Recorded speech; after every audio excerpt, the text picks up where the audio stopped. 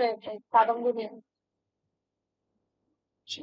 কাদম্বিনী যে তার ভাবি আছে তার কথা যদি তোমরা দৃশ্য করে দেখো সিনেমা ওখানে তোমরা দেখবে বৈষ্ণব পদকে সেখানে উপস্থাপন করা হয়েছে। তো এই বৈষ্ণব পদে আমরা বেশ কিছু বিখ্যাত লেখককে পাবো। চৈতন্যের আগে আছে বিদ্যাপতি, তাকে মিথিলার কোকিল বলা হয়। তিনি মূলত মৈথিল কবি।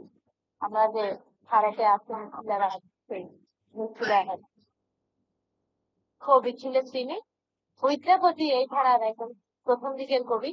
এছাড়া সঙ্গীদাস দাস, বলরাম দাস, তারপরে তোমার হেমানন্দ, এরা হচ্ছে এই ধারার বিখ্যাত কবি। আমরা বৈষ্ণব সাহিত্য এরকম ছোট ছোট ছোট ছোট পদ পাবো। তাদের কাছে সব থেকে বড় যে ব্যাপারটা ধরে শ্রীকৃষ্ণের প্রতি ভক্তি, শ্রীকৃষ্ণের বিশ্বরূপ গোপাল রূপে যাকে কল্পনা করা হয়, শ্রীকৃষ্ণের সঙ্গে রাধা যে প্রেমের সম্পর্ক, তার কিংবদন্তির ছোট ছোট গোপিনীর কথা তোমরা জানো, গোপীদের সঙ্গে তার যে সম্পর্ক, রাধার সঙ্গে তার যে বিরহমূলক সম্পর্ক, রাধাকে তাকে পাওয়ার বিরহ আছে, সেগুলোই বলা হচ্ছে। আমরা বৈষ্ণব পদাবলী জায়গায় রাখা একটা বেশ ভালো পার্থক্য আছে, বুঝতে পারছি। এবার আমরা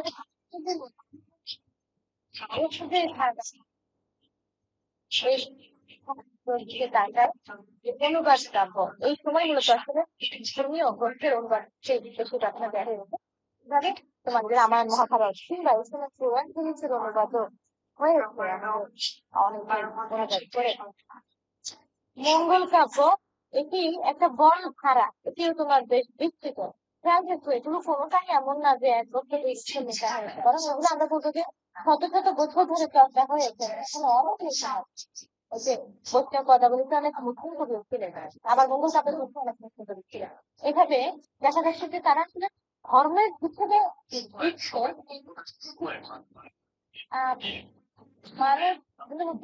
সবাই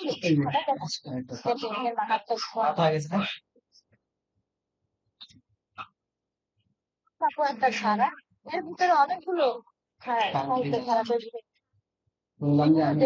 কেন্দ্র করে অনেক বারবার বলছি অনেক কবিরা অনেকে লেখালেখি করেছে। মঙ্গল কাব্য বলা হয় যে মধ্যযুগের সব থেকে মঙ্গল কাব্যের সব থেকে প্রাচীন শাখা হচ্ছে মঙ্গল কাব্য। দেবী মানুষা সাপের দেবী তাকে কেন্দ্র করে যে কাব্য লেখা হয়েছে ওই কাব্য তোমার বেহুলা লক্ষ্মীন্দরের কাহিনী জানো, 700 এই বিষয়টি কেন্দ্র করে অনেকে লিখেছে। তোমার বিজয়যুক্ত, তারপরে বিপ্রদাস, ত্রিপুলায় ধারার আদি কবি বলা হয়। এই যে এরা অনেকে লিখেছেন, কিন্তু আমরা একজনের বিখ্যাত করি যে একজনের সাহায্যে বিখ্যাত হয়, যেমন বিজয়গুপ্তের মনসামঙ্গল কাব্য খুব বিখ্যাত। চণ্ডীমঙ্গল কাব্য দেবী চণ্ডীকে কেন্দ্র করে লেখা, সেখানে এরকম দুইটা ভাগ আছে, একটা হচ্ছে ধনপতি ফুল্লনা অংশ, একটা হচ্ছে কালকেতু ফুল্লনা অংশ। তো সেখানেও তারা দেখিয়েছেন দেবী চণ্ডী কিভাবে তার পূজা প্রতিষ্ঠিত করেছে, দেবী চণ্ডী কিভাবে মানুষকে সহায়তা করেছেন, তার মাহাত্ম বর্ণনা করেছেন। এই জায়গাতে আমরা চণ্ডীমঙ্গলম থেকে মুকুন্দরাম চক্রবর্তীকে পেয়ে যাই। মুকুন্দরাম চক্রবর্তী তিনি এই ধারার বিখ্যাত কবি। ধর্মমঙ্গল কাব্য আছে, কালিকা মঙ্গল আছে, অন্নদা মঙ্গল আছে, সোলা মঙ্গল, সেসব ছোট ছোট ছোট ছোট অনেকগুলো ধারা তৈরি হয়ে যাচ্ছে। দেখা এক মঙ্গল কাব্যেরই কতগুলো শাখা তৈরি হয়েছিল। আমরা এই একদম বিশেষ করে আমি অন্নদা মঙ্গল কাব্যের কথা যদি বলি, তোমরা পড়েছ মঙ্গল কাব্যের একটা অংশ, যে ভারতচন্দ্র রায় দিনাকরের লেখা, কি যেন নামটা, অন্নপূর্ণা হাফি নাকি যেন নাম কবিতা, সেটা আমার সন্তানরা তোমাদের এই লেখা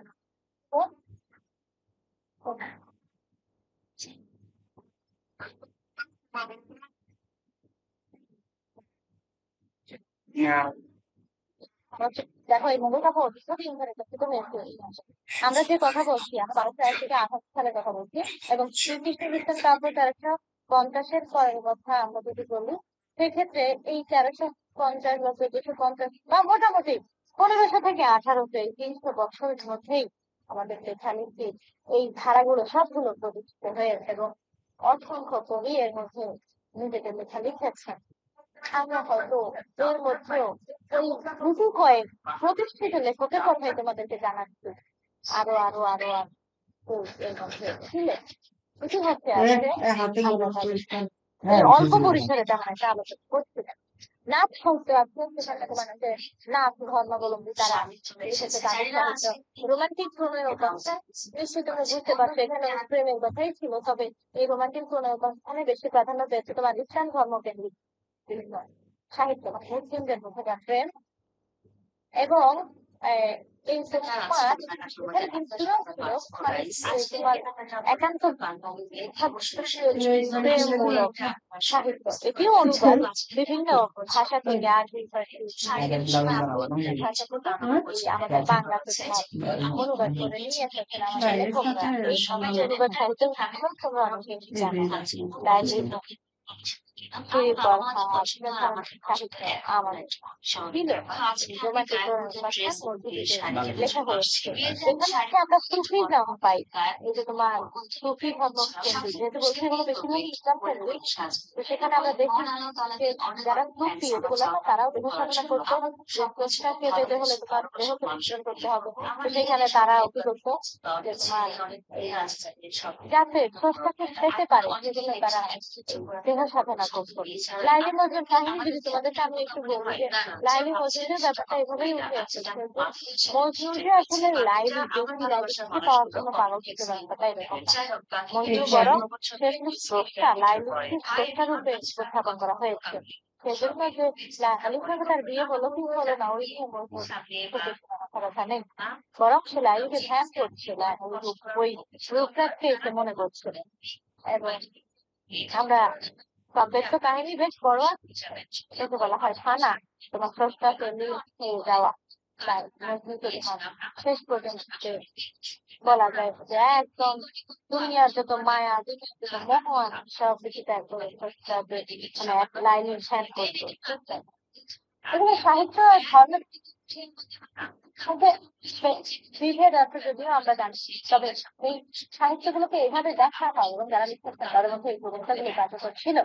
সেই জন্য আমরা মধ্যযুগের সাহিত্যের দেখা ধর্মকেই দেখতে পাচ্ছি। আর একটা কিছু খেয়াল করেছে, এগুলো সবগুলোই কাব্য, গদ্য, গদ্য নির্ভর লেখা।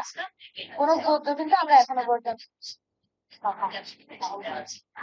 মধ্যীয় সাহিত্য আছে তোমার, এই যে কারবালার মধ্যীয় মানে হচ্ছে শোক, ওই তোমার শোক সাহিত্য তারা লিখত। হাসান হোসেন ইমাম হোসেন তাকে কেন্দ্র করে ইয়াজিদ এবং ইমাম হোসেনের মধ্যে কারবালার যুদ্ধ, সেই কাহিনীকে কেন্দ্র করে তারা লিখত। লোক সাহিত্য আমরা যে বিভিন্ন আছে আমাদের, এই যে কাহিনীগুলো এগুলো তো মুখে মুখে আসলে প্রচলিত লোক সাহিত্য, তবে মধ্যযুগে সেই দিকে এসে এগুলো লিখিত হতে থাকে। সেই হিসেবে আমরা এখানে মধ্যযুগের দেখছি কবিওয়ালা ও শায়ের, বাউল সাহিত্য, শাক্ত, কথাগুলি, এরকম আরো বিভিন্ন শাখা আছে। বাউল সাহিত্য নিশ্চয়ই বুঝতে পারছেন, লালন যার সঙ্গে যুক্ত ছিলেন। কবিওয়ালা ও শায়ের, কবিওয়ালারাও এক ধরনের সাহিত্য সাধনা করছে, যারা উপস্থিত কবিতা বানাতেন, কবিতার লড়াই তারা করছে, এক পক্ষ আরেক পক্ষকে কবিতা দিয়ে প্রতিহত করবে। এইভাবে আমরা মধ্যযুগের বেশ একটা বড় ধারা অতিক্রম করে চলে আসতে পারি। তোমাদের যেন মনে থাকে সেই মধ্যযুগের সাহিত্য ধারা। প্রাচীন যুগে আমরা বলেছি চর্যাপদ, প্রাচীন যুগ বললে একটাই সাহিত্য আসে, আর মধ্যযুগ বললে মধ্যযুগের ধারা আসে। এবার দেখো মধ্যযুগেও কিন্তু আমরা এই বৈচিত্র্যগুলো পেয়েছি। মধ্যযুগেও আমরা দেখছি প্রথমে কাব্য, কথা বলি, তারপর তোমার গীতিকা, এ ধরনের লেখা, মানে তোমার গীতিকা বলতে তোমার এই যে মঙ্গল কাব্যগুলো কিংবা বাউল সাহিত্য যে আছে পদ কেন্দ্রিক, এগুলো সবগুলোই ধর্ম কেন্দ্রিক, কোনো না কোনো ধর্মকে কেন্দ্র করে এগুলো লেখা হচ্ছে। এবং আবারও বলছি যে একক কবিতা, এরা হচ্ছে গোষ্ঠী।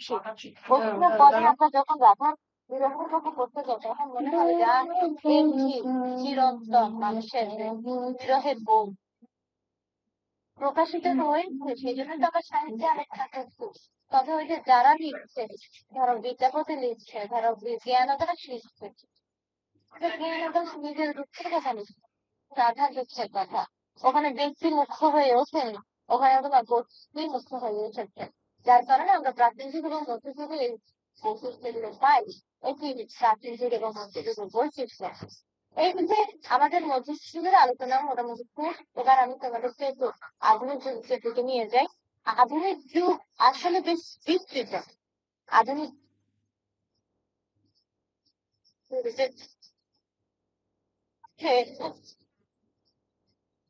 অনেক কিছু আমি এই জায়গা থেকে অনেক অনেক অনেক খাবার করে চলে এসেছে। এবং আমাদের সব থেকে বেশি সাহিত্যের নমুনা আমরা যদি দেয়,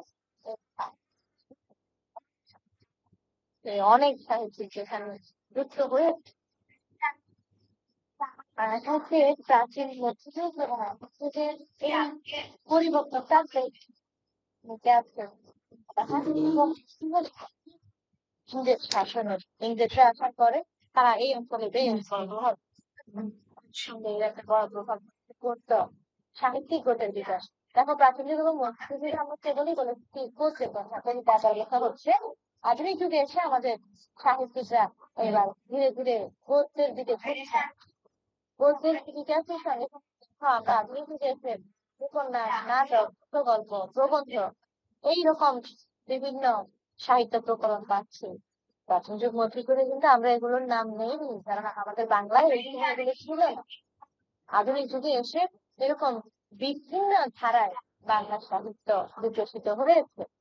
গদ্যের বিকাশ এর সঙ্গে যুক্ত, গদ্যের সঙ্গে যুক্ত ফোর্ট উইলিয়াম কলেজ 1800 সালে প্রতিষ্ঠিত হয়েছে তোমার কলকাতাতে।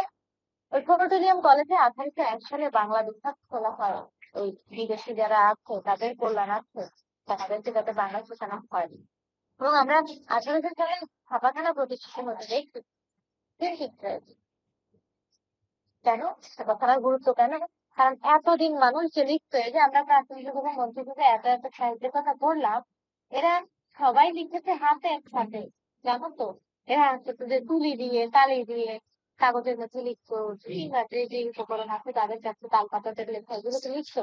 যার কারণে আমরা এগুলো দেখি তোমার পদ্য আকারে লেখা, যাতে মানুষ সহজে মনে রাখতে পারে। এক জায়গা থেকে আরেক জায়গায় ছড়ানোর জন্য যাতে লেখা নির্ভর না হতে হয়, মুখে মুখে তোমার ছন্দ মিলানো থাকলে মনে রাখা সহজ হয়।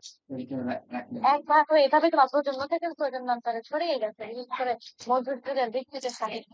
তো আধুনিক যুগে এসে আমরা দেখতে পাই যে এই সময়ে এগুলোকে লিখিত আকারে লেখার একটা প্রবণতা দেখা যায়। এবং আমাদের এই উপমহাদেশে ছাপাখানা প্রতিষ্ঠিত হচ্ছে, বাংলা ছাপাখানা শ্রীরামপুর মিশনে। এই শ্রীরামপুর মিশনের ছাপাখানা প্রতিষ্ঠার পরে দেখা যায় বাংলা গদ্যের বিকাশটা অনেক বেশি তৈরি হয়। এভাবে এই যে তোমার গদ্যের বিকাশের সঙ্গে আমাদের বর্ণগুলোর গঠনও যুক্ত। আমরা যে যেটা ধরো ছড়ে এটা যে এরকম এই রূপটা তখন তোমার তৈরি করা হয়ে যাচ্ছে। এর আগে কেমন হতো, সরেয়া তোমার অনেক ভাবে রূপ পরিবর্তন করেছে, মানুষের লেখায় লেখায় লেখায় লেখায় সময়ের সাথে সাথে পরিবর্তন হয়েছে। আমি এই গুগল ক্লাসরুমে একটা তালিকা দিয়েছি, তোমরা দেখে নিতে পারো। সেখানে আছে কিভাবে আমাদের এই বাংলা বর্ণগুলো লিপি, যাকে বলা হয় লিপিভিত্তিক আলোচনা, পরিবর্তিত হয়েছে। এবং 58 সালের পরে আর পরিবর্তন হয়নি। এখন পরিবর্তন হয় বিভিন্ন ফন্ট চেঞ্জ হয়, যেমন ধরো এখানে একজনের ফন্ট, এখানে একজনের ফন্ট, কিন্তু বর্ণগুলোর গঠনে পরিবর্তন হয়, এগুলো ঠিকই আছে। তো দেখা যাচ্ছে যে আধুনিক যুগের শুরুতে আমরা যে বলছি আধুনিক যুগ শুরু হয়েছে, সেখানে ছাপাখানার একটা বড় ভূমিকা আছে। কলকাতার ফোর্ট উইলিয়াম কলেজ, সরি এটা বানাতে ফোর্ট হবে, তোমার ফোর্ট উইলিয়াম কলেজের একটা বড় ভূমিকা আছে। এবং বাংলা এই সাহিত্যিক বিকাশে এর অবদান আছে। যখন থেকে লেখালেখি কি সহজ হয়ে গেছে, তখন থেকে তোমার যে বিভিন্ন ধরনের পেপার প্রকাশিত হতে শুরু হয়, সাময়িক পত্র।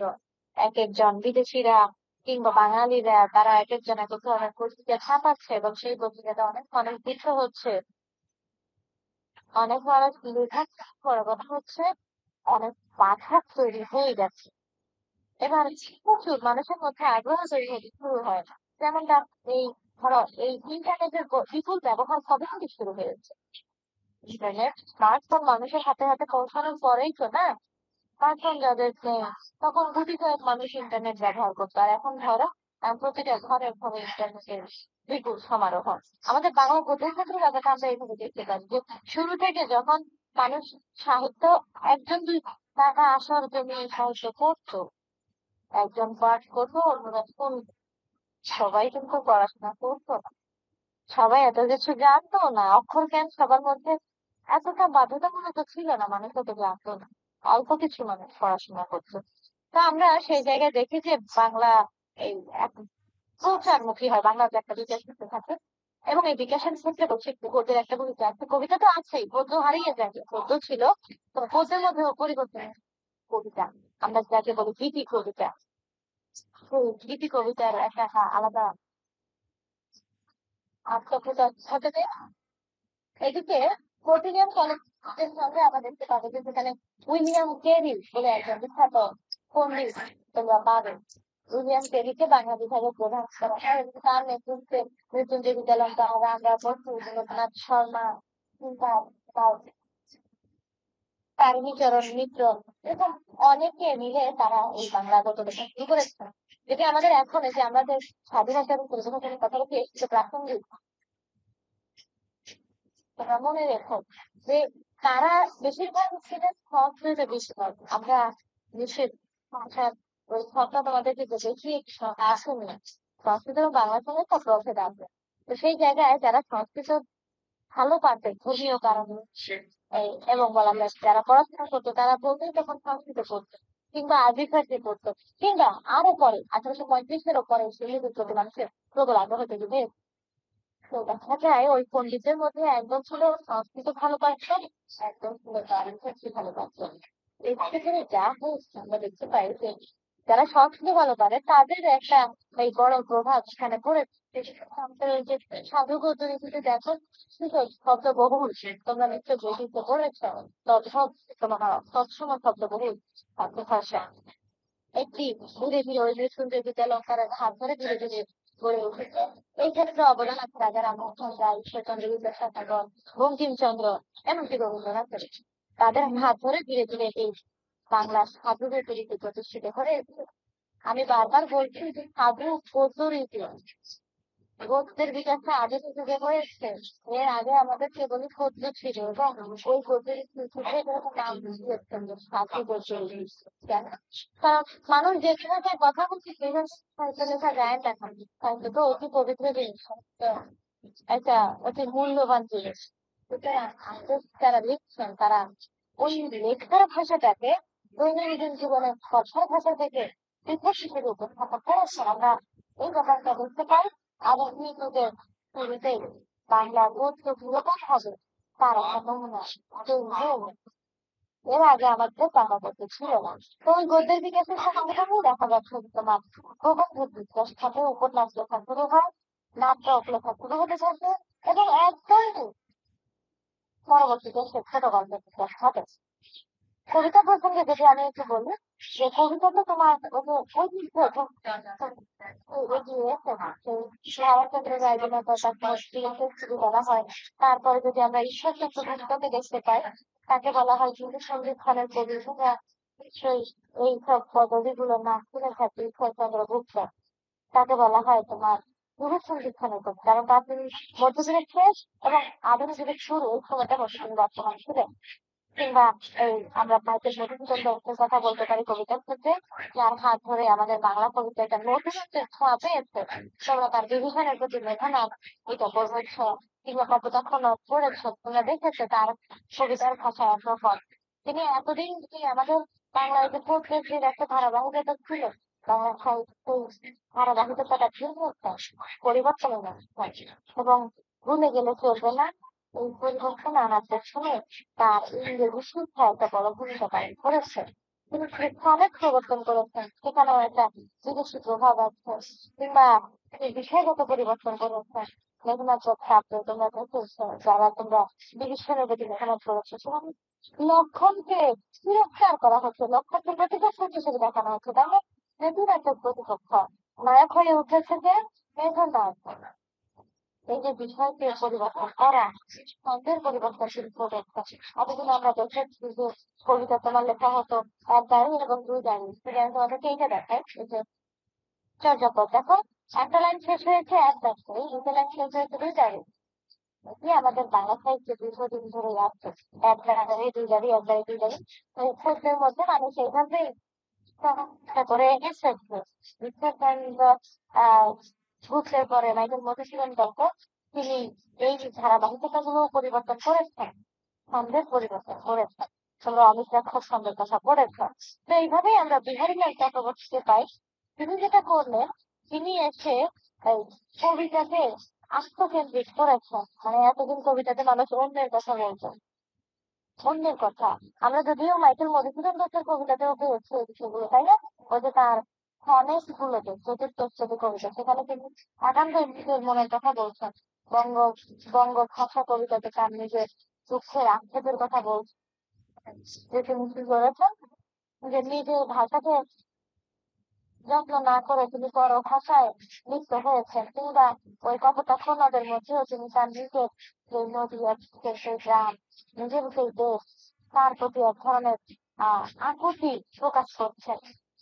এই ব্যাপারটাই আমরা বিহারীলালের মধ্যে দেখতে পাবো।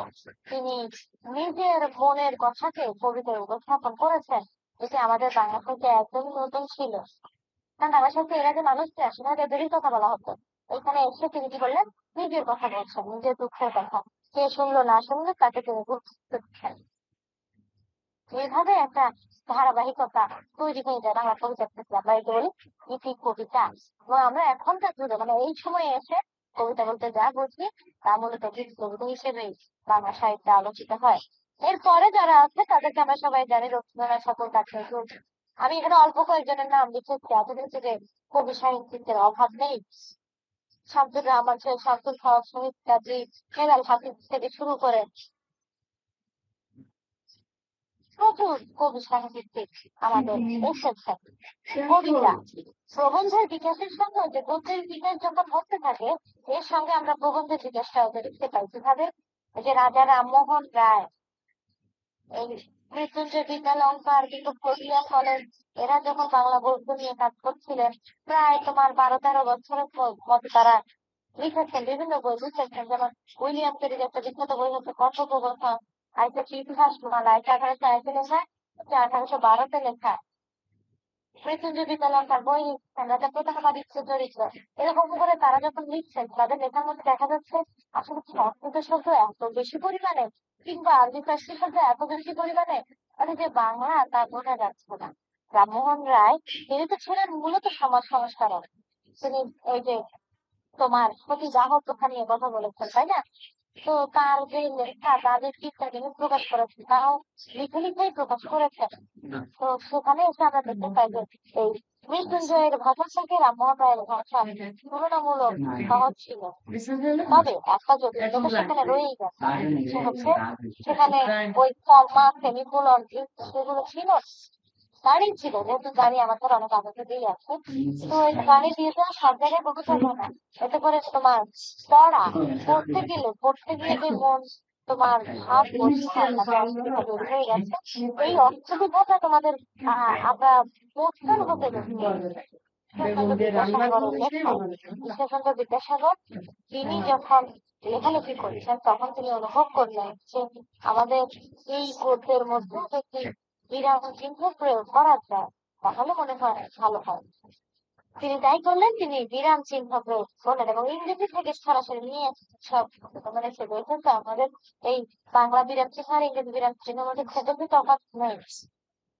আমরা ঈশ্বরচন্দ্র বিদ্যাসাগরের রচনাতে প্রথম যখন বিরাম চিহ্ন প্রয়োগ দেখি, দেখা গেল যে আরে বাবা, এটা দারুণ সুন্দর, পড়তে আরাম লাগছে, তোমার খুব বেশি কষ্ট হচ্ছে না, কি বোঝাতে চাচ্ছে তা খুব সুন্দর করে বোঝা যাচ্ছে।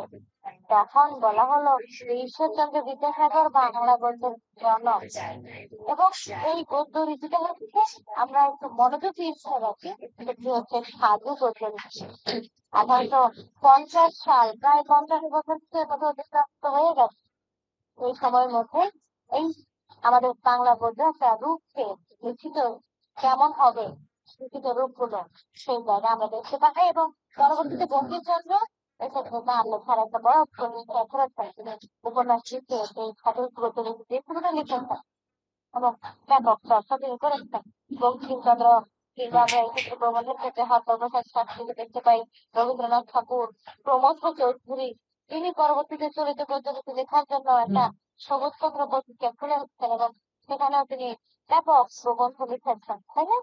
সেই প্রমথ চৌধুরীকে আমরা বিশেষে আমরা আব্দুর রহিম, রোকেয়া, আবুল ফজল কিংবা আমাদের অধিনায়ক সময়ে যারা ছাত্র জীবনে তোমার আব্দুল্লাহ আবুল সাহেব এটা মতো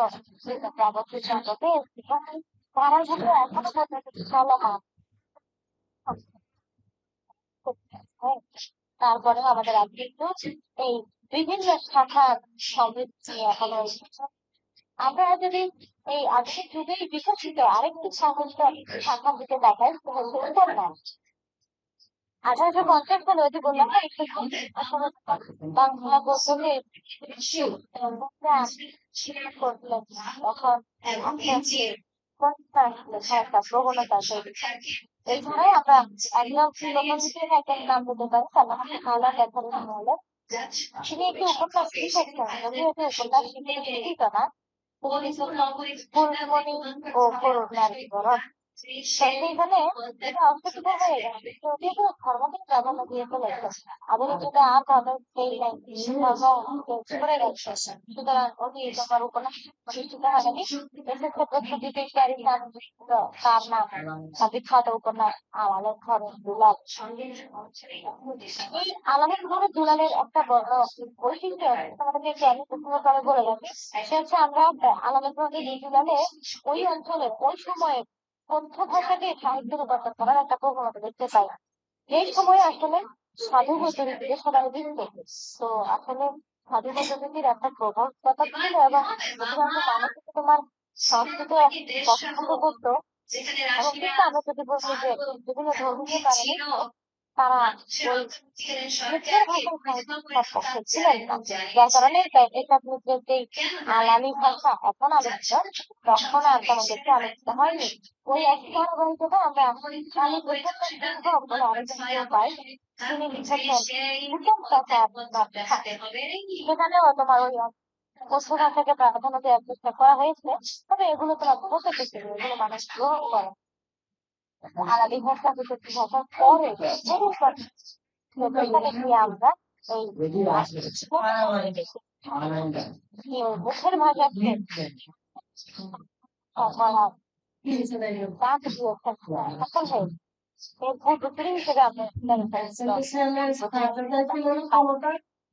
তারা উপন্যাস লিখেছেন, এগুলো তোমার 1860 সালের আরো বিখ্যাত হয়। আমি বারবার বলছি যে এখানে আমি অল্প কয়েকজনের আরো আছে শরৎচন্দ্র, মানিক বন্দ্যোপাধ্যায়, তারাশঙ্কর বন্দ্যোপাধ্যায়, বিভূতিভূষণ বন্দ্যোপাধ্যায়, রুহানি ইসলাম, আখতারুজ্জামান ইলিয়াস, তারপর শামসুল হক, হুমায়ুন আহমেদ, এরা আমাদের বাংলাদেশের যাদের কথা পরে বললাম। এখানে উপন্যাস লিখেছেন জহুর রায়হান, জহুরুল্লাহ কাসসাম, হযরত আলী, হযরত উসমান, এখানে অনেক কিছু নামই আছে। আমাদের উপন্যাসের ধারা এখনো পর্যন্ত তারা সমৃদ্ধ করছে। তোমরা উপন্যাসের নাম অন্তত পক্ষে উপন্যাস শিক্ষার নাম মনে থাকে। নাটক ওই একই 1850 পরে নাটকও শুরু করে ভাব প্রকাশটা সহজ হয়ে গেছে। তখন ওই সাহিত্যিক ব্যবহার করাতে আর বাধা রইল না। তখন দেখা যায় যে নাটকও তোমার দেখা শুরু হয়ে গেছে। রামনারায়ণ তর্করত্নের নাম এক্ষেত্রে আমরা শুরুতেই বলতে পারি।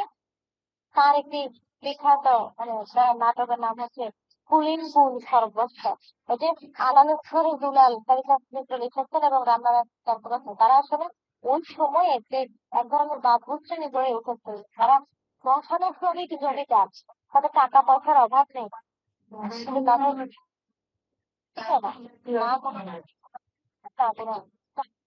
ভালো বৈশিষ্ট্য ছিল।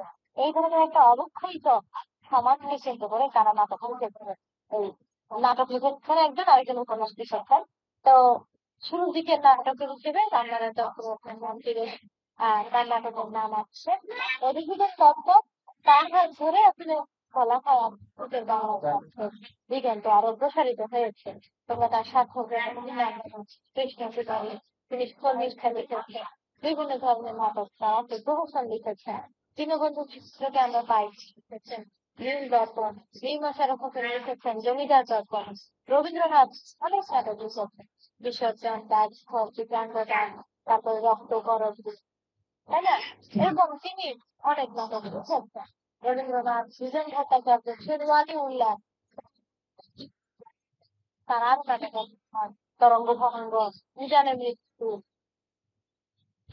তার এই নাটক আছে তারপরে আমরা মুনি চৌধুরী নাটক করছি কবর রক্তাক্ত প্রান্ত এরকম আমাদের প্রচুর লেখা এরপরে লেখা হয়েছে অনেকে নাটক লিখেছে ছোট গল্পটা হচ্ছে একদমই তুলনামূলক নতুন একটা সাহিত্য এই চিন্তা করেছেন রবীন্দ্রনাথ ঠাকুর বাংলা সাহিত্য বিশ্ব সাহিত্যে আরো আগে শুরু হয়েছে তোমার বাংলা সাহিত্যে রবীন্দ্রনাথ ঠাকুর ছোট গল্প লিখেছেন এবং এই ছোট গল্প কিছুটা পরিবর্তিত এভাবে উপন্যাস যেখানে বলা হয় যে জীবনের জীবন সত্য উপস্থাপন করে মানুষের জীবনের একটা পূর্ণাঙ্গ রূপ আমরা উপন্যাসে দেখতে পাই ছোট গল্প সেখানে কিছুটা ভিন্ন ছোট গল্পের বৃহৎ জীবন না একটা ছোট অংশ জীবন খন্ডাংশ বলা হয় সেটি উপস্থাপিত এবং সেখানে শুরু শেষ আকস্মিক তারপরে দেখা যাচ্ছে ঘটনা ক্লাইমেট থেকে শুরু হয়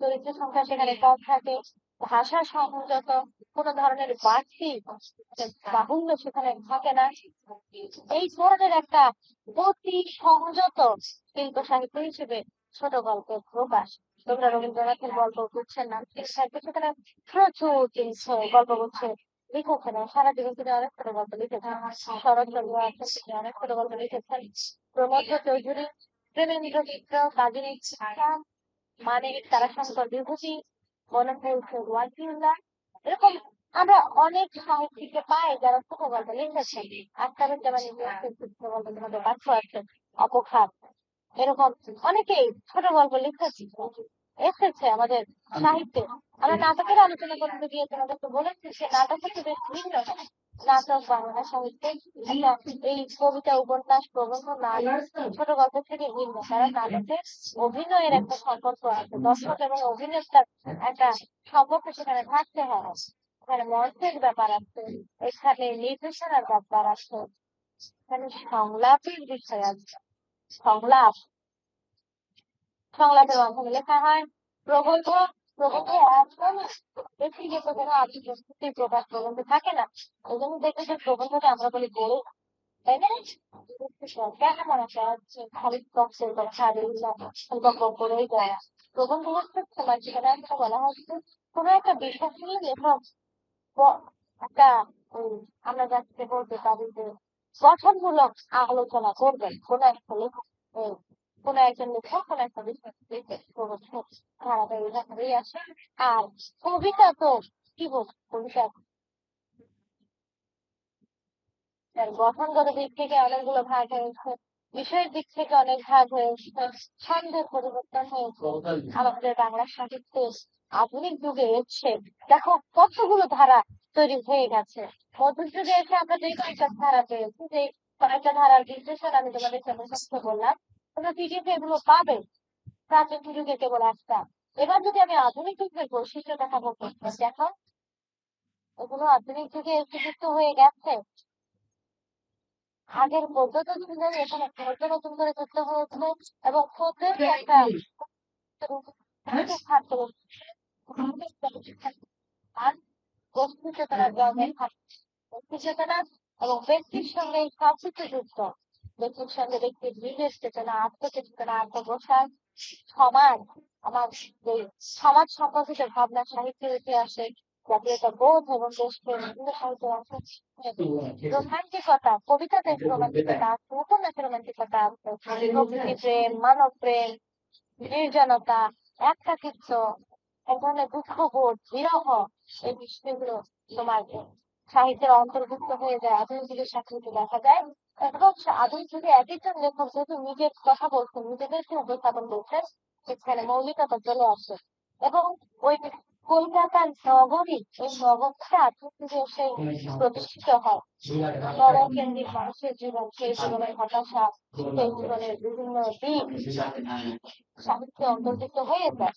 আমরা কাজী নজরুল, রোকেয়া বা ওই আমাদের যারা মুসলিম জাগরণের সঙ্গে অন্তর্ভুক্ত ছিলেন, যারা হিন্দুদেরকে বিভিন্ন বিষয় নিয়ে জাগরিত করার চেষ্টা করেছেন, সেই মুক্ত বুদ্ধির চর্চাও কিন্তু আমরা আধুনিক যুগে পাই।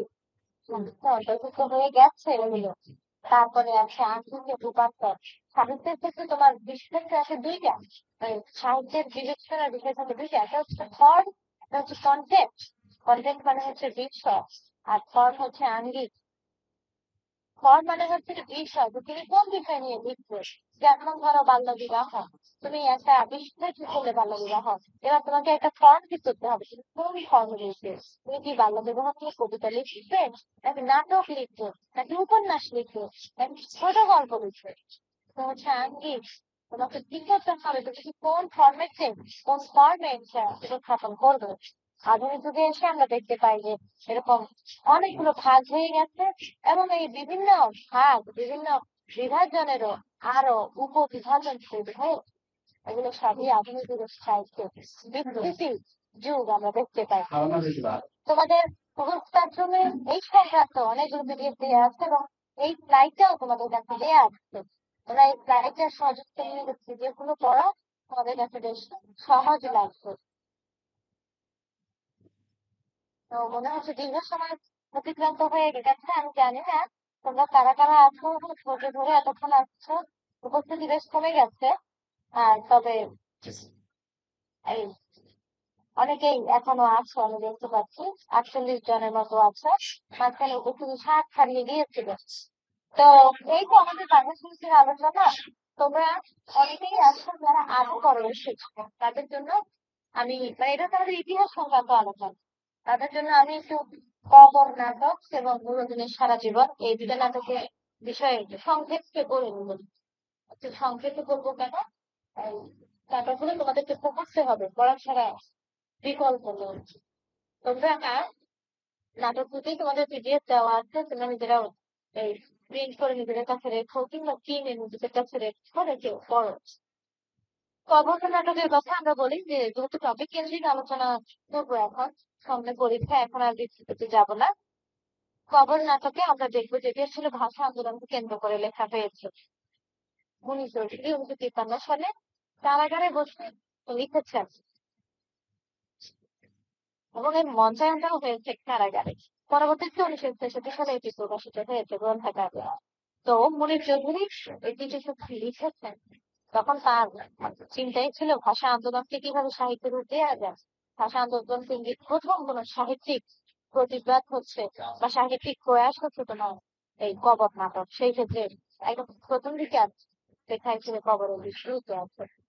এই কবর নাটকে আমরা দেখতে পাবো যে ওই ভাষা আন্দোলন যেদিন হলো 1952 সালের 21শে ফেব্রুয়ারি রাতে, শেষরা মানে ওটা কতদিনে ঘড়ির হিসেব করলে 22 তারিখ হয়ে গেছে, আমরা দেখতে পাবো যে শেষ রাত শেষ করা হচ্ছে।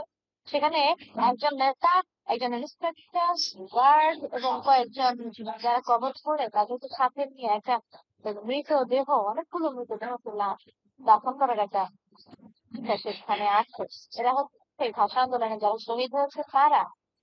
আমরা ওই আলোচনা পর্যন্ত জানতে পারি ভাষা আন্দোলনের এখানে সবকিছু আমরা এই প্রমাণ পেয়ে যাই।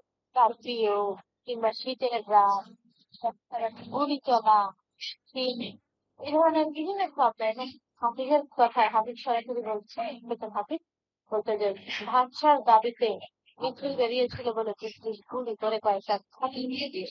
এই যে ভাষা আন্দোলনকে কেন্দ্র করে নাটক যেগুলো কি নাটক লিখেছে, সেখানে আমরা শহীদদের কথা, শহীদদের যে মর্ম ব্যথা কিছু জানতে পারি। এই দুইজন ছবি লিখে আছে, ওই দুইজন শহীদের মধ্য দিয়ে আমরা ভাষা আন্দোলন হওয়ার সকল পরিস্থিতি জানতে পারি। একজন ছাত্র আর একজন হাইকোর্টের এরা, সেখানে আমরা ফকির বলে একজন লিখতে পাই, সেই ফকির চরিত্র এ আসলে বাঙালি জাতির বিবেকই শুধু উপস্থাপিত। কিভাবে ফকির এসব প্রশ্ন করছে সবকিছুতে, যে কাজটা নির্দিষ্ট হয়ে যাচ্ছিল, রাত্রে রাতের অন্ধকারে জাতির মধ্যে টুকে টুকে কবর করছিল। সেখানে ফকির কথা বলতে এরা কবর থাকবে না, নেতা বলতে এদেরকে কবর দিয়ে দাও, যারা না পারে চোখের না। সেই জায়গায় আমাদের মুদ্রাফোকেতে আমরা দেখতে পাবো যে মুদ্রাস্ফীর এসে বলছে যে না, এরা মরেনি, এরা উঠে আসবে, এরা খবর তো থাকবে না, এদেরকে নিয়েছে মৃত্যুদের জন্য ডাক দিতে চায়। এই যে তা একটা মানে এই অল্প কিছু চরিত্রে জড়িয়ে খুবই ছোট একটা নাটক, আমাদের নাটকের মনুষ্য ভাষা আন্দোলনের সময় একটা বাস্তবতা আমাদের সাথে স্থাপন করেছেন। এটিকে একাঙ্ক নাটক, একাঙ্ক বিশেষ নাটক, একটাই দৃশ্য সেখানে, এবং চরিত্র অতি কম, ঘটনা ক্লাইম্যাক্স থেকে শুরু হয়েছে, এই সবকিছু মিলিয়ে মনির চৌধুরী কবর নাটক। এর বাহিরে আমরা যদি স্পেসিফিক অল্প কিছু চরিত্র যে আছে এগুলো দিকে নজর দিই, ইন্সপেক্টর হাফিজ, কিংবা যে তোমার একজন সরকার দলীয় নেতা আছে, গার্ড আছে, এবং ফকির আছে, শহীদ আছে, দেখে দেখে যদি আমরা তাকাই, এই চরিত্রগুলোকে আমরা কেবল ভাষা আন্দোলন ওই একদিনের ঘটনা দিয়ে না দেখে, বরং পুরো পাকিস্তানি শাসন আমাদের চিত্রের মধ্যে দিয়েও দেখতে পারি। সেখানে এই যে একজন নেতা, যার মধ্যে একটা শুরু মনোভাব আছে, সে সবাইকে ভূত হয়ে করতে চায়, লাশগুলোকে বুঝতে ফেলতে চায়, বুঝতে করে খতম করে দিতে চায়। তার কাছে যে কোনো কিছু দমানোর উপায় হচ্ছে গুলি করা। এই যে তার একটা স্বৈরাচারী মনোভাব, এটা আসলে আমরা পাকিস্তানি শাসনামলের একটা চিত্র হিসেবে দেখতে পারি।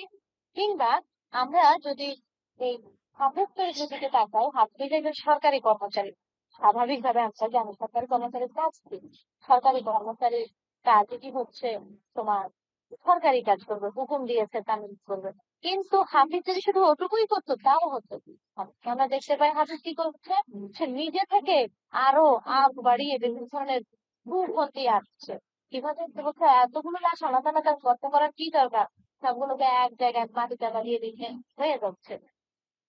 কিংবা সে ওই নেতাকে কিছুটা তোষামোদ করে খুশি করার চেষ্টা করছে। আমরা হাফিজের মধ্যে থেকে একটু সেই ধরনের তোষামোদের চরিত্র পাই, তেলবাজ যারা। তোমরা যখন নাটকটা পড়বে তখন দেখতে পাবে এই জায়গাগুলো আছে, খুবই সুন্দরভাবে উপস্থাপিত। তোমরা পড়লে বুঝতে পারবে কোথায় কোথায় আছে এই জায়গাগুলো।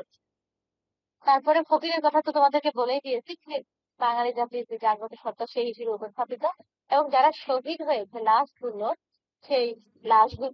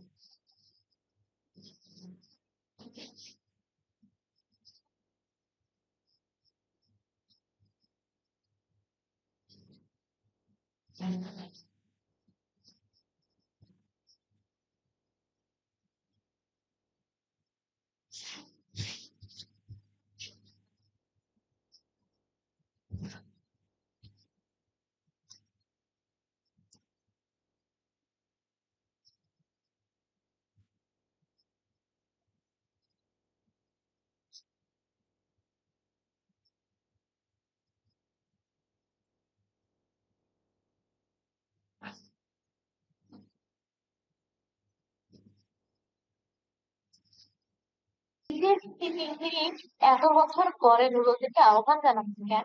কারণ তার কাছে মনে হয়েছে যে নুরুলদিনের মধ্যে যে সাংগঠনিক দক্ষতা আছে মানুষকে একত্রিত করে যে আন্দোলন করা, এই বিষয়টা এখন প্রয়োজন। সেজন্য তিনি নুরুলদিনকে দেখেছেন। আমরা নাটকে এই জায়গাটা বারবার দেখতে পাবো যে অন্যায় যেখানে আছে, যেখানে শোষণ, যেখানে মহাজন যোদ্ধাদের অধিকার আছে, সেখানেই তিনি নুরুলদিনকে ডাকছেন। যেখানে মানুষের প্রতি মানুষের যে দালালের আলখাল্লার কথা আছে, শকুনের কথা আছে, যেখানেই তোমার মানুষের প্রতি অবিচার করা হয়, মনে হয় যে নুরুলদিনের কথা মনে পড়ে যায়। কেন? কারণ নুরুলদিন থাকলে এই প্রতিবাদ করতো। তো নুরুলদিন ইতিহাসের একটি অংশ। নুরুলদিন কিংবা সেখানে আরো যে চরিত্র আছে, দয়াশীল আছে, সেখানে বুটলেট, এরা ঐতিহাসিক চরিত্র। আর ঐতিহাসিক চরিত্র নয় এরকম আরো অনেকগুলোকে নাট্যকার নিজে তৈরি করেছেন। নুরুলদিনের স্ত্রী আম্বিয়া, কিংবা সেখানে আরো যারা আছে অফিসার হিসেবে যাদেরকে দেখানো হয়েছে, পুঠিয়াল ইংরেজ হিসেবে, টমসনের স্ত্রী লিসবেথ, কিংবা মরিস, কিংবা সেখানে আমরা যে তোমার এই একে পাই তিনি কোরআন থেকে তৈরি করেছেন। ওই নুরুলদিন কৃষক বিদ্রোহ করেছে কেন? কারণ যারা ওই জমিদার ছিল, বিশেষ করে আমরা সেখানে দেবী সিং এর নাম পাই, ওই দেবী সিং জমিদার, তারা কি করেছে? তারা নগদ টাকায় খাজনা নেয়ার একটা বুদ্ধি করেছে। এখন কৃষকের আছে ফসল, তার কাছে তো নগদ টাকা নেই। নগদ টাকা আছে কার কাছে? ওই যে জমিদারের কাছে কিংবা ইংরেজদের কাছে। তো তখন কৃষককে বাধ্য হয়ে জমি তোমার ফসল বিক্রি করতে হচ্ছে, ধান বলো, গম বলো, পাট বলো, যাই বলো, একজনের কাছে বিক্রি করতে হচ্ছে, বা ওই যে মহাজনদের কাছে যারা আসলে এগুলো বিজনেস করছে। এতে করে যেটা হয়, তোমার একটা সিন্ডিকেট গড়ে ওঠে। তারা কৃষকের থেকে অল্প দামে কিনে কিনে সেগুলোকে বেশি দামে ছাড়ে আবার কৃষকের কাছে। কারণ কৃষকের তো খাবার খাওয়া লাগবে, সব ফসল বিক্রি করে দিয়ে তারা খাজনা দিচ্ছে। এখন ওই পেটের দায় মেটানোর জন্য যখন আবার আবার তারা ধান কিনতে যাচ্ছে মহাজনের কাছে, এবার তারা দ্বিগুণ দামে ধান কিনছে। তাহলে মাঝখান থেকে বড় লোকটা কি হয়ে যাচ্ছে? জমিদার, মহাজন, যে ওই মাঝখানে চক্ষুদার হচ্ছে, দালালগিরি করছে। এভাবে কৃষক নিঃস্ব থেকে নিঃস্ব হতে থাকে। এবং ওই জায়গাটার ওই প্রক্রিয়াটারই বিরোধিতা হিসেবে নুরুলদিন অন্য কৃষকদেরকে জাগিয়ে তোলে, যে সংগঠিত করে যে না, আমাদের এই অবস্থা আর চলতে দেওয়া যায় না, আমাদেরকে প্রতিকার করতে হবে। তো একা নুরুলদিন এই কাজটা একদম শুরুতেই করেছে তা না। নুরুলদিন চেয়েছে আইনি ভাবে সমাধান করতে। নুরুলদিন চিঠি পাঠিয়েছে, বলেছেন দেবী সিংকে যাতে বদলি করে দেয়া হয়। কিছুতেই কিছু হয় না, 3 মাস সময় দিয়েছে, তাও কিছু হয় না। তো যার কারণে নুরুলদিন তখন ওই যে চরম পন্থায় চলে যায়, অ্যাকশন, সেই অ্যাকশনে চলে যায়। দেখো, ওই ইংরেজদের হাতে যে অস্ত্র আছে, এই কৃষকের হাতে কি সেই অস্ত্র আছে? নেই তো। ইংরেজের আছে কামান, বন্দুক, গোলা বারুদ, আর কৃষকের আছে লাঠি, দা, কুড়াল। এগুলো দিয়ে তো সমান যুদ্ধ হয় না। সুতরাং যুদ্ধের পরিণতি বোঝাই যায় যে নুরুলদিন পরাজিত হয়েছে। ইতিহাস বলে নুরুলদিন পরাজিত হয়েছে, এবং পরাজিত হওয়ার পরে স্বাভাবিকভাবেই তার মৃত্যু হয়েছে। আর আমাদের নাট্যকার দেখিয়েছে নুরুলদিন আসলে ওই কামানের গোলাঘাট হাতে মারা গেছে। তো এইভাবে নাট্যকার আমাদেরকে দেখাচ্ছেন ওই সেই কৃষক বিদ্রোহ যে করেছে, তার জীবনটা কিভাবে, তার কি ইচ্ছা ছিল, কি স্বপ্ন ছিল, মানুষের যে শোষণ আছে, মানুষের প্রতি যে অন্যায় হয় সেগুলো দূর হবে, এই জায়গাটুকু নিশ্চিত করা। বিনোদী আর কিছুই চাইনি, ক্ষমতা চাইনি, বৃত্ত চাইনি, অর্থ চাইনি। শুধু চেয়েছে যাতে মানুষ তার ন্যায্য অধিকার পায়, কৃষক তার স্বপ্ন দেখতে পারে, এই জায়গাটুকু বাস্তবায়ন করা। আমরা নাটকে 14টা দৃশ্য আছে, ওই 14টা দৃশ্যের মধ্যে এভাবে দেখতে পারি কিভাবে এই সরি, যে সৈয়দ শামসুল হক নুরুলদিনকে উপস্থাপন করেছেন। তার মধ্যে নুরুলদিন যে মারা গেছে ওটা আমরা প্রথম পরিচয় পেয়েছি, তোমার প্রথম দৃশ্য। সেখানে একটা বড় জায়গা হচ্ছে, নুরুলদিন জানে যে আসলে তার পরিণতি খুব একটা ভালো হবে না। তারপরেও কেন নুরুলদিন এই একটা যুদ্ধে জড়িয়ে গেল? সেখানে নুরুলদিনের যুক্তি হচ্ছে যে আসলে যুদ্ধে যদি নুরুলদিন মারাও যায়, তার কোনো ক্ষতি নেই, তার কোনো দুঃখ নেই। কেন? কারণ একজন নুরুলদিন মারা গেলে হাজার নুরুলদিন আসবে, এবং একজনের জীবন শেষ হতে পারে, একজন মানুষ মারা যেতে পারে, একজনের দেহ নষ্ট হতে পারে, কিন্তু তার জীবন, তার আত্মা, তার চেতনা আসলে নষ্ট হয় না। এক নুরুলদিন যদি বিদ্রোহ করে, তার দেখে অনুপ্রাণিত হয়ে অন্যরা বিদ্রোহ করবে, অন্যরা এই অধিকার আদায়ের পথে নামবে। ওই হচ্ছে নুরুলদিনের সার্থকতা। নুরুলদিন ওই জায়গাটাকে আসলে জাগিয়ে তুলতে চেয়েছে। তা আমরা নুরুলদিনের সারা জীবনের ক্ষেত্রেও এরকম দুইটা টপিক তোমাদেরকে দিয়েছি। একটা হচ্ছে কাব্য নাটক হিসেবে নুরুলদিনের সারা জীবন নাটকটা, আর হচ্ছে গণনায়ক কিংবা গণ আন্দোলনের অংশ হিসেবে কিভাবে নুরুলদিন উঠে এসেছে। একটু খেয়াল করে দেখো, এটিও চরিত্র কেন্দ্রিক প্রশ্ন। নুরুলদিনকে একটু ভালো মতো করলেই তোমরা এই জায়গাটা নিশ্চিত করে ফেলতে পারবে। তো এই তো কথা। আর আমরা নতুন করে ব্যাকরণের আলোচনা শুরু করেছি। আগামী এই 1-2 দিনের মধ্যে আমরা ব্যাকরণের আলোচনা শেষ করব। তোমাদের মিড টার্মের খাতায় তোমাদের যেন পড়ার একটা নমুনা আমি পাই। মিড টার্মে তোমাদের বাংলা সাহিত্যের ইতিহাস, ওই যে 2টা নাটক বললাম, 2টা নাটক থেকে 4টা টপিক দিলাম, এবং এই ভাষার ইতিহাস, সরি ব্যাকরণ থেকে আমরা যে কয়েকটা টপিক নিয়ে কথা বলবো, এগুলো তোমাদের বিষয়। তো কারা কারা এখানে আছো আমি একটু দেখে রাখি। উপস্থিতিটা আমার বেশ ছিল, তো এখন অনেকেই তোমার নেই দেখা যাচ্ছে। তার মধ্যে যারা রেকর্ড করছো, যেমন ওমর ফারুক আছে, ওমর ফারুক রেকর্ড করছো। আমার জানা মতে আরো কয়েকজন আছো তোমরা রেকর্ড করছো। তোমরা এই রেকর্ডটা আমাকে দিবে, ক্লাসের রেকর্ডটা, ঠিক আছে? একজনকেই আমি এখন দেখতে পাচ্ছি, আর বাকিরা মনে হয় কোনো কারণে তারা বের হয়ে গেছে বা কিছু হয়েছে। তো ওমর ফারুক, আমি তোমাকে বলবো যে তুমি আমাকে রেকর্ডটা দিবে, ঠিক আছে? হ্যাঁ, সোয়া তুমি হাত তুলেছো, কিছু বলতে চাও?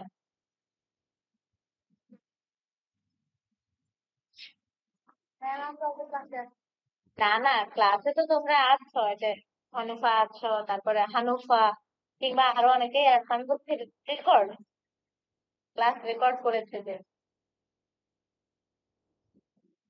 আমার কারো শুনতে পাচ্ছে না, ওদের জন্য চালিয়ে। ম্যাম একটা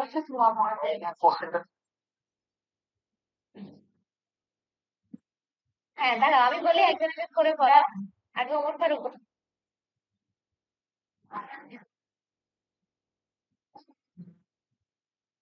হ্যাঁ ওমর ফারুক বলো।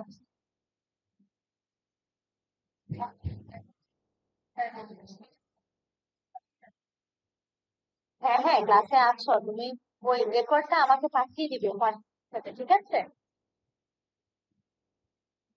আমার হোয়াটসঅ্যাপ নাম্বার গুগল ক্লাসরুমেই আছে, ওই যে প্রোফাইলে ওখানে গিয়ে এই পেয়ে যাবে, বা মেইলও করতে পারো, তোমার যেভাবে সুবিধা হয়। ওখানে আমার যাবতীয় তথ্য আছে, ওখান থেকে দিয়ে দিতে পারবে। আর সত্যি সত্যি কিছু একটা বলতে চেয়েছো। না হচ্ছে কাছে তো আমার কিছু সেকেন্ড দিচ্ছে, হ্যাঁ। তো আমার মানে সেটা আমাকে বলবে খুলতে দিবে, সেকেন্ড খুলতে আসেন না। হ্যাঁ মানে আমরা কি ডিগ্রি করবো নাকি মানে কমন ক্লাস শুরু করে দিতে যেহেতু অনেকগুলো আসছে। হ্যাঁ, এর থেকে তো আসলে ডিগ্রিতে অনেক কিছু করতে হয়। তো তোমরা আমি কিন্তু স্লাইড কেন করে একটা ভালো প্রস্তুতি নিয়ে, কারণ স্লাইডের যে পয়েন্ট তো আছে ওগুলো যদি তোমার ভালো মতো আয়ত্তে থাকে, এবং প্রাসঙ্গিক ভাবে পিডিএফ গুলো একটু দেখো তো, খুলিয়ে দাও, দেখবে অনেক তোমার কমন তথ্য তুমি পেয়ে যাবে। আর অবশ্যই তোমাদেরকে বিপদে ফেলার জন্য আমরা তেমন কোনো কিছু করবো না, কারণ যেহেতু বাংলা সাহিত্যের ইতিহাস তোমরা ওই এগুলো পড়তে গেলে অনেক কিছু করা যায়, অত ডিপে তো আমরা যাচ্ছি না। আমরা এমনিতেই মৌলিক বিষয়গুলো করে একটু বেশি করে গুরুত্ব দিব। হ্যাঁ, উত্তর পেয়ে গেছি। আর কেউ? আসসালামু আলাইকুম ম্যাম, আমি নীরব বলছিলাম। ম্যাম, ওই আমাদের যে অ্যাসাইনমেন্টটা আছে যেটা আপনি মানে পিডিএফ করে বোর্ড বাস্তব দিতে বলছেন ম্যাম, এমন আপনি করছেন না কি কি দেখাচ্ছ, কি আসো? মানে মানে কি মানে কোনো কাজই করতে মানে কি অনুযায়ী মানে কাটছি না। আচ্ছা, আমি তোমাকে একটু জিজ্ঞেস করি যে তুমি স্ক্যান করেছো কিভাবে? স্ক্যান তো ম্যাডাম ইয়ে যে আপনার হলো প্রিন্ট মেশিন মানে ওরকম ভাবে আমার ইয়ে তো ডেস্কটপ তো ওখানে করতেছি। ও আচ্ছা, স্ক্যান করতে পিডিএফ করো, পিডিএফ করে ওই পিডিএফটাকেই আপলোড দাও। মানে তুমি পিডিএফ এ ক্লিক করে পিডিএফটা তুমি সাজেশন, না আমরা যেগুলো দিয়েছি ওগুলো থেকেই তোমরা পড়াবে। বাইরে দিনে সারা জীবন থেকে ওই যে গুরুত্বপূর্ণ সংবাদ যেগুলো আছে ওগুলো একটা স্লাইড আছে, ওগুলো আমাদের প্রাসঙ্গিক, মানে নতুন করে আমরা একটা কিছু আলোচনা করবো না। এখন তো বলি আমরা কি কথা বলবো, ধর্মের আলোচনা তোমাদের এখনো বাদ আছে। তারপর হয়তো হয়তো তো ভাবছেন যেখান থেকে আসতে পারে আইডিয়া। আসতে পারে কি প্রশ্নই করে দিয়েছি। সাহিত্যের ইতিহাস থেকে তোমাদের আলোচনা থাকবে, তোমাদের নাটক থেকে প্রশ্ন থাকবে, তোমাদের ব্যাকরণ থেকে প্রশ্ন থাকবে, তো বলেই দিলাম। তাহলে ওর কাছে আলোচনা করতে তাহলে আমার জন্য একটু ভালো হতো। ওটা আমাদের এখন আমরা আলোচনা করিনি ব্যাকরণ, আমরা তোমাদের সঙ্গে আলোচনা করবো পরে। আগামী 2 দিন তোমাদের সঙ্গে ক্লাস হচ্ছে না, তোমার এই বুধবার দিন, ওই দিন বুধবার দিন তোমাদের, হ্যাঁ কেউ সেটা তোমাদের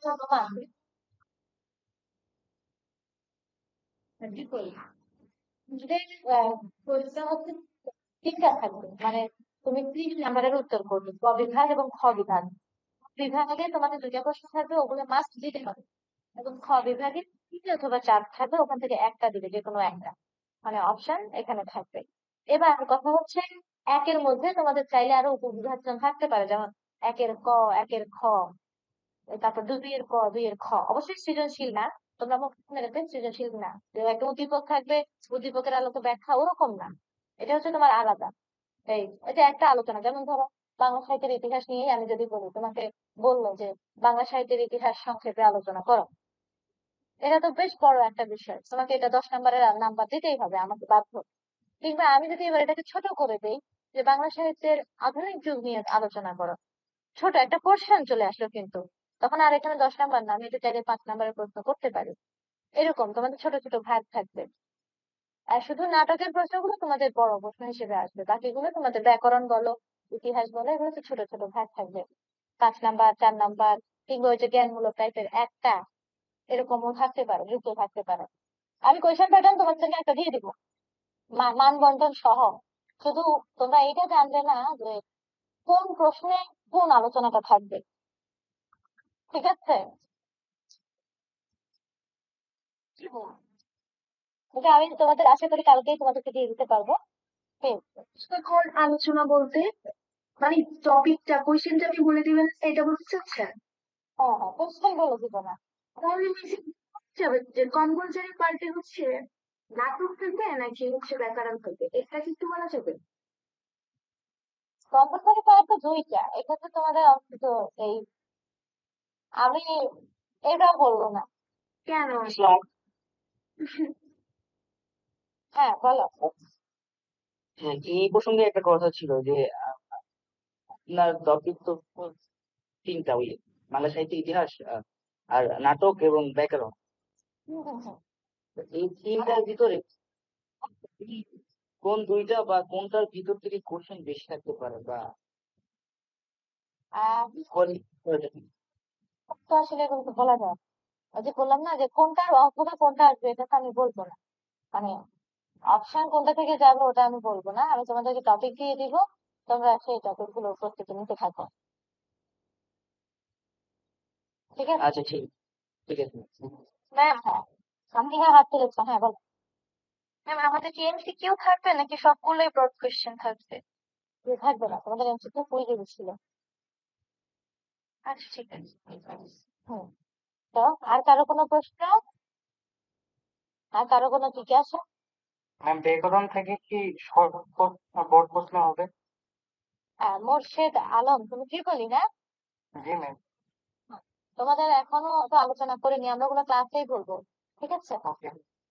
হ্যাঁ, যেহেতু এখনো আলোচনা করিনি ব্যাকরণ নিয়ে, তোমাদের যাদের আলোচনা শুরু করে দিয়েছি তারা অনেকেই জানে যে আমি টপিক দিয়ে দিয়েছি ব্যাকরণের।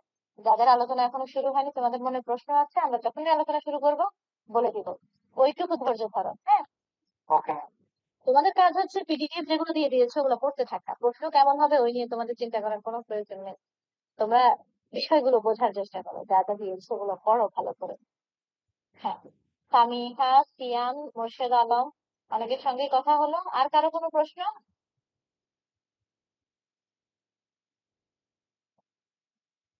দেখা যাচ্ছে যে তোমরা অনেকেই উত্তর পেয়েছো, এবং আশা করি এই সপ্তাহের মধ্যেই তোমরা আরো অনেক কিছু জেনে যাবে। তারপরেও যদি তোমাদের মনে হয় যে না, জানার আছে, তাহলে ভার্সিটিতে তোমরা আমার কাছে আমার সঙ্গে দেখা করতেই পারো, 501 নম্বর রুমে আমি বসি। সেই সময় ওই যে তোমাদের কনসাল্টিং আওয়ার্স তো দেওয়া আছে, ওই অনুযায়ী তোমরা এসে আমার সঙ্গে কথা বলতে পারো, কিংবা আমাকে একটা ফোন দিয়ে আসতে পারো যে আমি রুমে আসছি কি নেই। ওটুকু থাকলে, আমি ফ্রি থাকলে তোমাকে একটা ডাক দিবো। বা হোয়াটসঅ্যাপেও তোমরা আমাকে মেসেজ দিয়ে রাখতে পারো, গুগল ক্লাসরুম আছে, তোমাদের গুগল ক্লাসরুমে মেসেজ দিতে পারো, কোনো অসুবিধা নেই, আমি সুযোগ বুঝে উত্তর দিয়ে দিবো। সেই ক্ষেত্রে যদি তোমার তাৎক্ষণিক উত্তর পেতে হয়, আমি একটু হোয়াটসঅ্যাপটাই রেফার করবো, কারণ হচ্ছে হোয়াটসঅ্যাপে বেশি অ্যাক্সেস থাকা হয়, হাতের কাছে থাকে, উত্তর দেওয়া সহজ হয়। ঠিক আছে?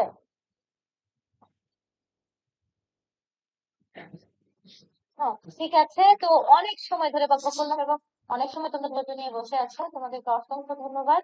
ভালো থেকো সবাই।